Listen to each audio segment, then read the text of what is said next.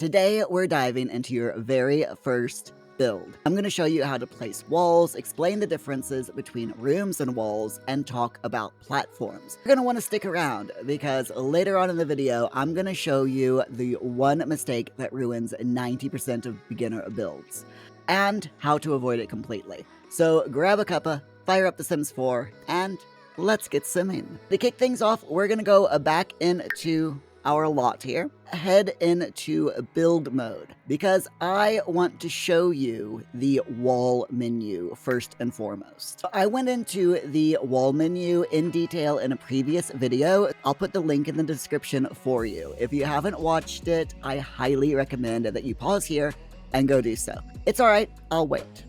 Are you back? Great. Let's get started. When you click on the porch or the front wall on the UI menu here, you will enter the rooms and empty rooms section. Now, I know that this menu looks a bit overwhelming, but don't worry, we're going to walk through it step by step. This menu is the one that you will probably use the most. From here, we have half walls, which are walls that aren't at full height. Next, we have half wall trims, which will allow you to change the trim on top of a half wall. Then there's the platform trims, which allow you to change what a platform looks like from the side. We're going to go through all of them in turn, but I just wanted to explain what you're seeing before we really get into it.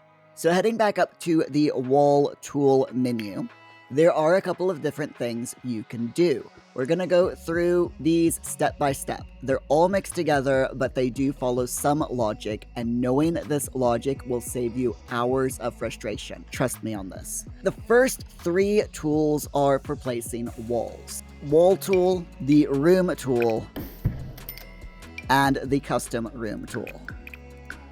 Then you'll see a bunch of room presets, which are basically just rooms that are created with the wall tool. You can create these by using the wall tool yourself or the custom room tool yourself, but the Sims team have just put these out for us so that, we have a few pieces that we can easily put into our builds if we want, without the faff of doing them ourselves. Then there's the platform presets. We've got a wide variety here from square, diagonal platform, all the way to your rounded extra large platform. Then we've got the flat shapes, which is kind of the same as the room and platform tools, except the things that it creates is just completely flat. Then you'll also see a few decks with fences around them. From your triangle to your square, all the way up to your diagonal square. These are also rooms, but they have fences instead of walls. And then finally, there is the square diagonal room. If you select the wall tool, you'll be able to click and drag walls on your lot. Now, when I'm drawing walls, I like to go into the top-down view by pressing T on my keyboard because it allows you to see a lot better what you're doing. Try it for yourself and let me know if you prefer the default camera position or the top-down view down in the comments. Here's where most new builders make their first critical mistake. To create your first build, you could start by drawing walls, like so.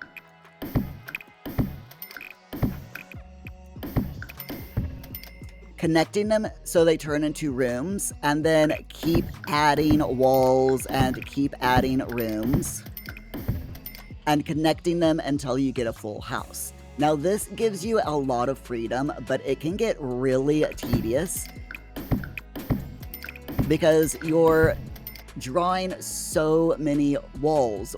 You're drawing them all one by one, which is exactly why I'm about to show you a much faster method. This is the room tool. This tool allows you to drag a square across your lot. You can make it as big or as small as you want, and this tool is absolutely great if you want to make a room or a large square very quickly. But we don't want just a large empty square, so be careful to not get carried away when using this tool. But let's take a look at this third wall tool. This is the custom room tool. It allows you to click somewhere and then start dragging. And as soon as you want to turn a corner, you click again. And when you're done, you just move the cursor off. As you can see here, it's placed the walls exactly as I drew them. Now this tool gives you a lot of freedom, but again, it's easy to get carried away. Let's make a small square. Now if I close this room, you'll see that it gets dark inside. That's because there's now a ceiling above it, and the game considers this a closed room. We click on it, you'll see all of these controls that are specific to this room. Let's draw some walls again, or we're not gonna connect all the walls together. So this room here, you'll notice we can't click inside of it because there's no ceiling on the build at all. You can click on every single individual wall, but you cannot move the entire space as a whole. So having rooms and making sure they're connected like this is super important. You'll notice that now that I've connected the wall, that this square here is now completely selectable again, and that we've got all of the room tools. It doesn't have a ceiling, but we can click on it and have it build a ceiling, and there we are. It is now a completely enclosed room with a ceiling and a floor, and once again, it's completely dark inside.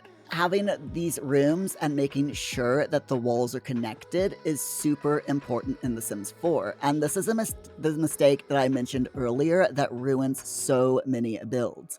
The game heavily relies on actual rooms rather than separate walls to function properly.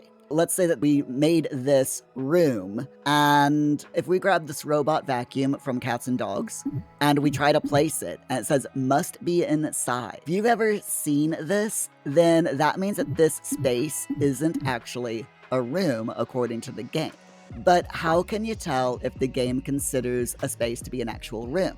If you click it and you get all of these tools here, and it selects as a whole thing, then it is a proper room. Now don't worry about these menus or the arrows, I'll explain what those mean in a bit, but let's first finish going through the different tools. So next up, we have the basement tool, which is just the room tool that builds a room underground. Here we are. So it allows you to drag along the ground as I just showed you, and the basement room is built under whatever level you're on. So you can go down 4 floors in The Sims. I can build another room below this one, and another room below that, and a 4th room down below there. But you'll notice it will not let me go down any further. It says unable to build below minimum level. So you can go down, as I said, 4 floors, 1, 2, 3, 4 in The Sims, and you can also go up 4 floors, which gives you a total of 8 floors that you can build in The Sims. And if we try building above that, it says cannot place walls or rooms above the 4th floor. However, you will notice that the higher you build and the lower you build, the more difficult that it is to control your camera. It's fine in build mode, but when you go into live mode, you will notice that the lower rooms, the camera starts acting really weirdly, as well as the higher you go, you'll start noticing loads of glitches. Because of that, I do not recommend that you go down farther than 2 basement levels if you're going to use those levels, or above 3 floor levels if you're wanting to use those levels. Building higher or lower is fine if you want it to be decorative, but it's not very conducive to gameplay. So there's also the custom basement tool, which allows you to draw a basement similar to how you draw a regular room. Alright, so this is where removing the ceiling becomes useful, because you can create a basement like this, and then using fences and stairs, create a split level basement just like this.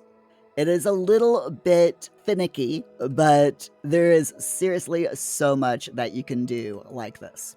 The platform tool here allows you to create a raised platform. You can also create platforms by having a regular room like this, and then clicking these arrows here to raise the platform, which raises the floor inside. Now, platforms are a wonderful addition to The Sims. They were introduced with Snowy Escape, and they allow you to create things like split-level builds or sunken conversation pits, which is everyone's favorite thing from the 70s, right?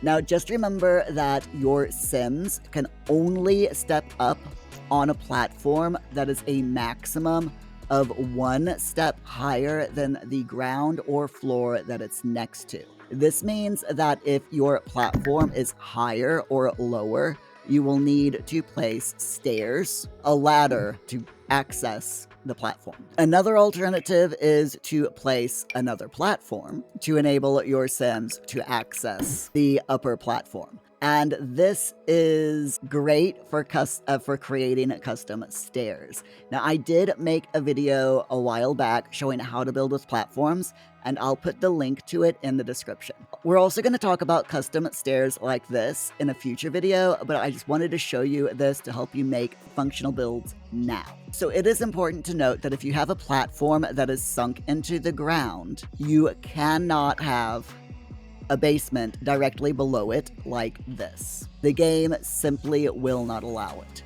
You can, however, build a basement that is like this below the platform, and I have no idea why it does this, but it does. So you can build a basement room like that, but you cannot build, or like that, but you cannot build a basement room like this that encompasses the platform and goes beyond. I do not know why it allows you to do it this way and not the other, but there you go.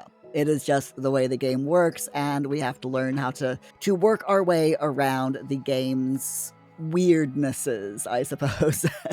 If you click your room, you can increase the platform, as I said, with these arrows here. Raise or lower the platform. You can also change the wall height to be taller or shorter. If you grab these round arrows here in the middle and drag your room up, then that adds a foundation to your house. Now, a foundation is different from a platform.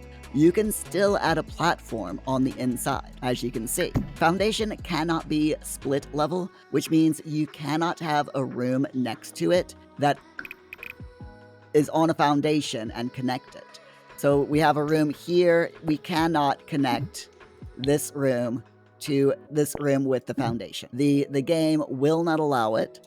And if you build a room and connect it before you actually build it, then it automatically puts the foundation on there for you. So if you want to do split level things, then you're going to have to use the platform tool to lower the platform, like so, or use the terrain tool to manipulate the terrain to have 2 different levels. In just a few minutes, I'll show you exactly how to do this. Now, you can make the foundation pretty high in The Sims 4.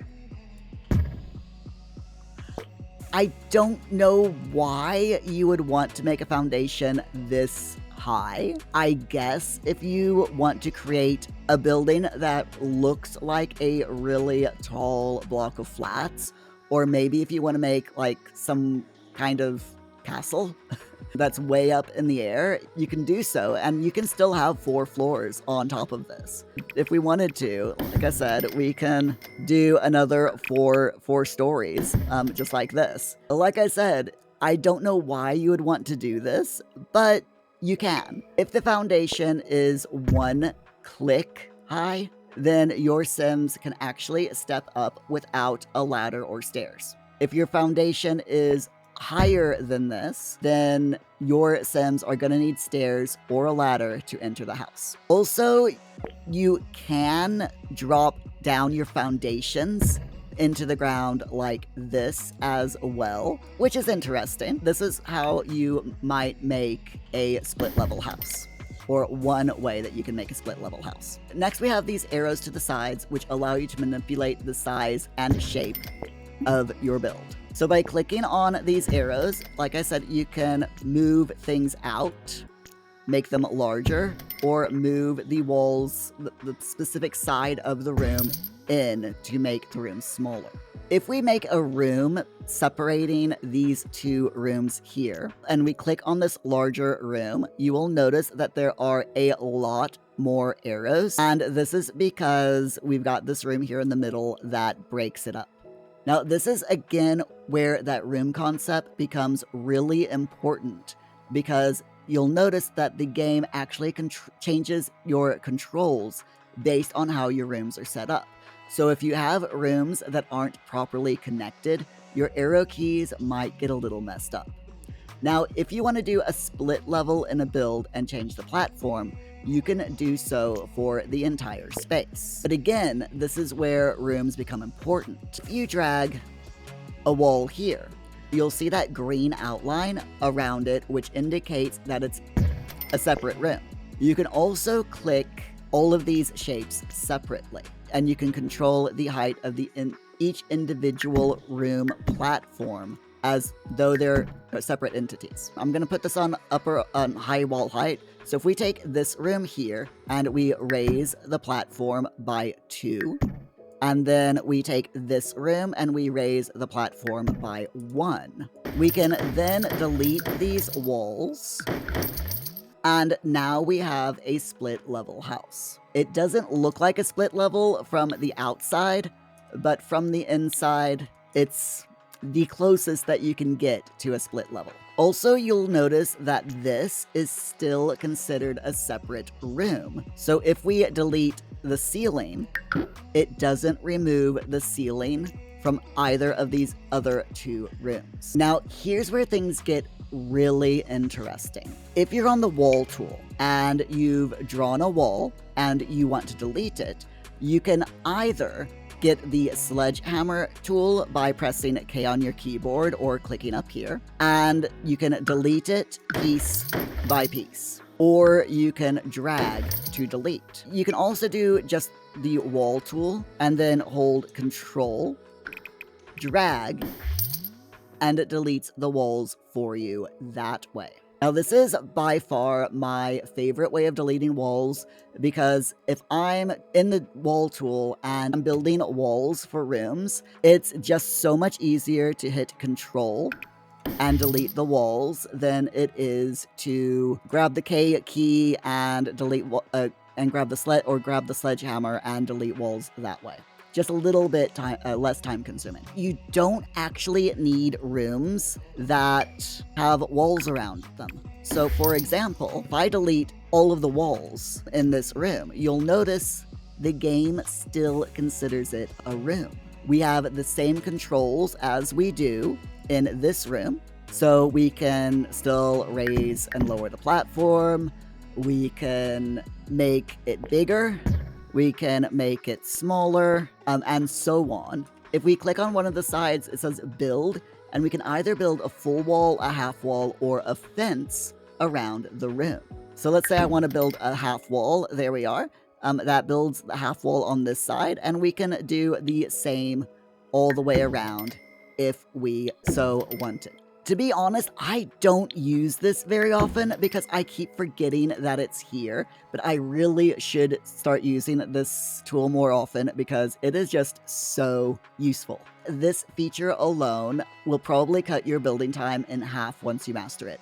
It's so much easier than going into the menu, grabbing a fence, and placing it. So if you want to just delete everything, I recommend bulldozing rather than using your sledgehammer and deleting everything separately, because it just takes way too long. And if you have a lot of stuff, then you're going to be there forever deleting things one tile at a time.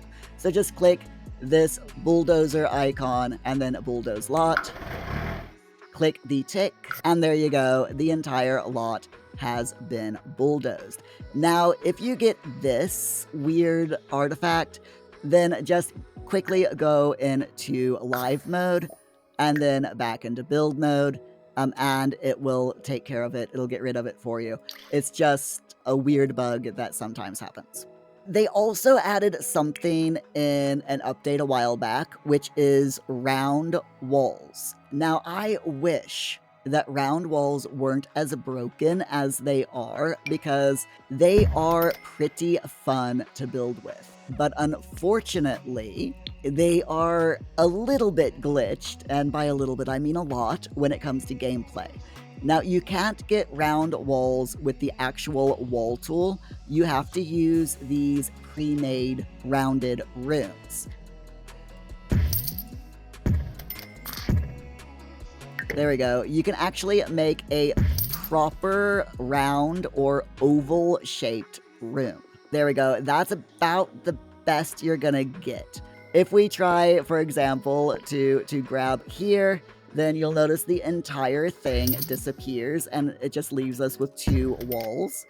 If we try to shrink it this way, then it just says invalid round room, and yeah, it is very, very buggy. And now I am hoping that the devs will fix all of these problems eventually, but since it's been a while since round walls were released, and they haven't fixed them yet, I'm not gonna hold my breath. And as of quite recently, we also have round pools in the game, which I will get to in a later video when we cover the pools and fountains. And there are also round platforms and round rooms with fences on them. So there's a round platform and then the rounded deck. Again, they are pretty buggy. So as I mentioned earlier, there are half walls with every single height of the platform. For every height of a platform that you have a matching half wall. Yeah, some of these are grayed out, and in order to get them to be usable, you just set the wall height of the floor to be that height. I've set it to tall wall, and you'll notice that these ones here are now no longer grayed out. This unlock system is something that confuses even experienced builders, so don't worry, you're definitely not alone. This is not the last time that you're going to see this. So it is good to know that wall height is determined per floor. So for example, this is tall wall height, but just above it is the short wall height. So we got tall, we have short, and I can change this to medium or tall if I want to do so. This means that you can make your floors different heights, which can be really interesting for building or if you're trying to do specific styles. Unfortunately, if I were to take this short wall height or the short wall room and move it down to the ground floor, you'll notice that it automatically changes to the tall wall height. You cannot have different wall heights on the same level, pretty much no matter what you do. However, there is something that you can do. It's more of an advanced thing, but if you take this room and you move it so that it's no longer connected to the room below, you can take the foundation height and you can drop it all the way down to the ground. This way, you can have 2 differing wall heights, but you cannot connect them because the game sees them as being from different levels. So, it's just something to keep in mind that you can do. So if you have a tall wall there are 3 different ways to place them. You can place half walls by drawing, by making an enclosure, or by replacing with half walls, like so. If there's already an existing half wall, then you could get one that's taller and hover and click and it will replace. Now, this is where you can see this trim right here on the top, and that is the next option, the half wall trim. If we click on it, you can see that it changes it a little bit. This one makes the trim smaller. This one adds like a stony top to it. This one makes it look like it's wooden. And then we've got a crown, a stone crown, a wood crown, and stone wall and wood wall trims. And then we've got these 3 here, which are from other packs. So these 2 are from the Dine Out pack, and you'll notice that this one adds a fence, and this one adds like a metal and glass fence. And then finally, we've got the glass pane wall trim from Get Famous that adds a glass fence enclosed in metal. I rarely bother with changing the actual trim. There's not enough options here, and the ones that we have are very, very simple, and unless I'm using one of these 3 from Dine Out or Get Famous, I typically don't bother changing it. Having said that, there are several swatches that you can choose. If you go down to, say, the basic wood trim and you click here, there are a lot of different colors that you can choose from, ranging from like a red color wood, we've got blue or gray, black, white, and I do like changing the colors of the wood trims just because it makes your builds look a little bit different and more personalized. Unfortunately, you cannot use the design tool on these to change their swatch, which I don't understand why we can't use it, but just know that there is that limitation. Something I really love that the Sims developers integrated when they added platforms to the game is because you have this half wall for every increment of platforms, you can also have a half wall sitting around the platform. So let me raise this platform up so that we can see it a little bit better. We'll go into half walls, and I'm going to go ahead and put a half wall like so going around this platform. So we can have this half wall, and then you can just use any wallpaper that you want around your half wall. So if you want a platform, for example, that is a tiny pedestal, you can surround the platform with the half walls like this. Doing this is an awesome trick, and you can use this for anything that you want. I mean, you could put a tree in here and make yourself a bespoke tree box with a tree of your choice, just by messing around with it a little bit. Maybe you want this giant ornamental tree here. There we go. Or you could make it super small and turn it into a planter for plants. Whatever you want to do, you could even use it as a bespoke column as well for your build. The world's your oyster. Do whatever you want. It's experiment. It's really cool. If you're using platforms and half walls together, then something related to walls is your columns and your spandrels. Let's see how the columns and spandrels work. Now, we're going to use a medium wall height so that I can show you how to customize columns. As if you take a column and you place it, it will automatically go to the height of the wall. However, you can extend columns or make them shorter. Now, they will not go shorter than the shortest wall height,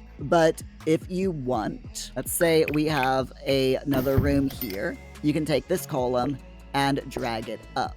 You can drag it up pretty far if you want. Let's say, so we've got third here, and we can drag it up to the top of the third. So you can see here, the spandrel, or the column can go up pretty high. All the way to, you can actually, if we put a foundation on here and disconnect the column from the actual build, we can pull it up very, very high indeed. All the way up this high. Yeah, That's pretty high, and it is higher than your foundation maximum. I'm not sure why you would want to drag them all the way up here, but it is entirely possible to do so. I would not, by the way, recommend that you put your columns up this high, and this is why. When you put your walls down, the columns don't go down with the walls. Same, if you go down to the lower floor, the column does not go or does not disappear. They stay there.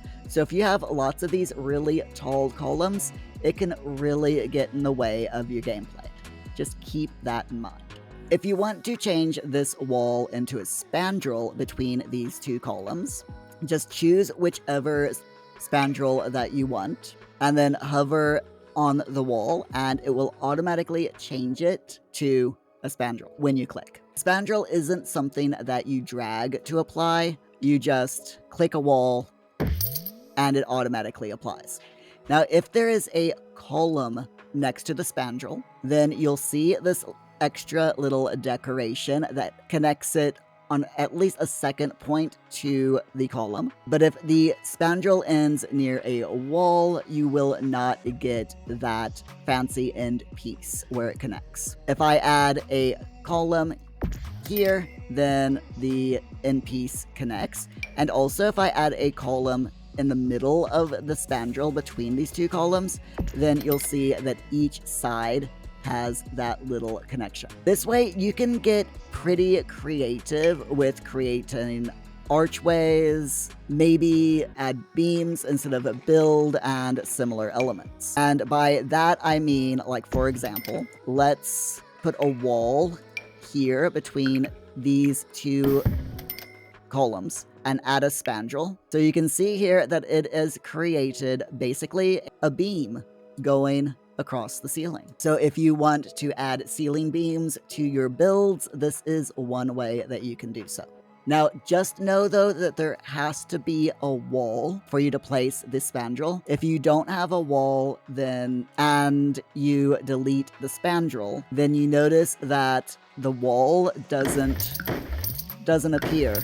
It doesn't reappear, it just deletes the entire wall. So now that you know how to place rooms, I want to give you a few more tips and tricks. First, instead of trying to create a house shape and then making sure everything fits, only to realize that you didn't do it perfectly, and it turns into a weird shape, I recommend using the room tool and going room by room. Now let me show you exactly what I mean.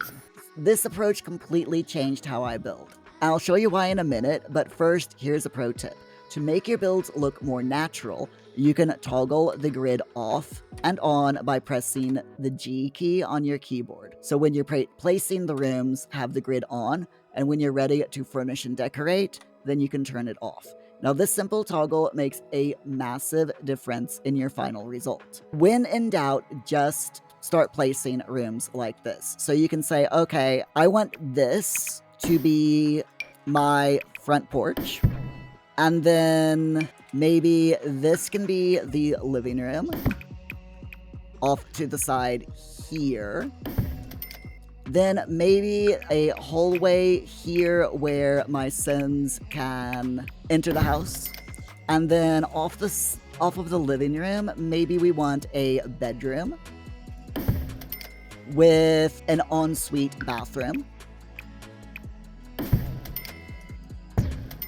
And then maybe a little nursery or an office space here. Let's do another bathroom here that you can enter in through the hallway for guests, for example. And then we want a kitchen and dining room as well. So let's go over here and we can make the kitchen go off like so, maybe down here. And then the dining room can go off to the side right here. In fact, let's just make this a little bit more interesting. So we can do this here. There we are. So by doing this, you immediately start creating a floor plan that naturally turns into a house. Now, I recommend doing it this way because I think we've all been there. You know, you start by making this huge square, and it becomes impossible to figure out what to do. Creating a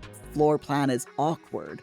Adding doors and windows is extremely headache producing, and everything ends up looking like that drawing of a house that you made when you were 5 years old. Trust me, I've been there. We all have. Doing it one room at a time helps with scaling, and you'll get better at determining scale as you go along. Again, this is something that you'll get better at the more you do it, and it also includes understanding things such as, how big a sofa is, how big your bed's gonna be, and how much space is needed for a bathroom.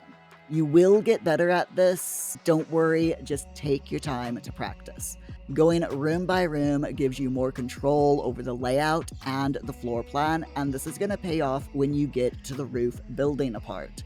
Because roofing something that has little bump outs is much easier and will look a lot better than roofing a giant box. So if you decide you want another floor, you can click the floor up button or click the page up button on your keyboard, and then you can continue building. So let's say that we want another room going off of the hallway here, maybe right there. Now, perhaps this is an additional bedroom or even, an attic space or whatever. So let's say that we want a balcony up here on this upper story. So we just take the square platform, and this is where the grid is going to come in really handy. We just put the platform there, and we can move it out and use the grid to be able to tell exactly where we're placing things. And this is a crucial detail that most tutorials skip. If you've got the grid turned off, it's quite difficult to be able to tell exactly where you're placing your platform. And it's also difficult to tell what floor you're on. If I want to get this up here to the second floor, I can't do it because we're not on the right floor. So having the grid on immediately tells you what floor that you're on so that you can place the grid or the platform where you want it. And here we are, we now have this little overhanging balcony. Now we can change the size by clicking on it. We can make it larger, we can make it smaller, whatever size you want is absolutely fine. And as soon as you start to roof, you can keep this bit free, which creates a little balcony, as I've put it here, right above the entrance of our build. Now, if you're worried about forgetting where you've placed the balcony, that's pretty simple. We can just put some half walls going along the edge there, and that is a very nice way of reminding you where you have placed the balcony. So when it comes to roofing and floor plans, I highly recommend making sure that your top floor is not the exact same shape as your ground floor. Having little bump outs like this really helps when you have to connect roofs to all of it, which brings us perfectly to what we're covering next week. You'll notice I've not talked about how to roof this build yet. Next time, that's what we're going to be going over, is roofing basic. If you like this series so far, please let me know in the comments and subscribe so you don't miss out on the roofing basics video. And special thanks to my paid members who help make large series like this possible. Click the join button under the video to join the ranks.